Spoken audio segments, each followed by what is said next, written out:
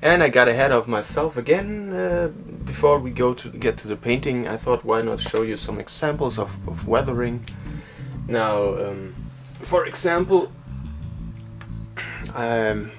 for a long time I've been working on this model, and I've painted it to this stage using the advice from the DVD I just showed you, and it's not finished, far from it, but you can see some of the weathering on this. Now, I'm not happy with it because I went a bit too heavy, but that's the learning process.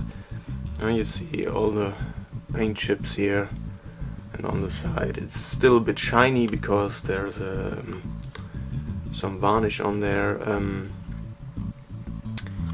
and yeah, well, now interesting about Miguel's technique or mixed technique is that he developed this pre-shading process that also was applied here, and that I can show you working in gradients. You take each panel by itself and go from light to dark on each panel, and you mask the other panels off while you do that, and that gives a very eye-pleasing contrast between all the different parts of the vehicle, and that way you well, it's not really realistic, but that's not the point. The point is to make the model look interesting, to please the eye, and that works very well. But for it to work and not look too artificially, yes, you get what I mean. You have to weather the tank, because most of it will disappear and it won't be too evident, but it's still there and looks really nice, I think, at least. Opinions may differ, and I did this here as well, and don't know if you can see that at all, but yeah, I like it.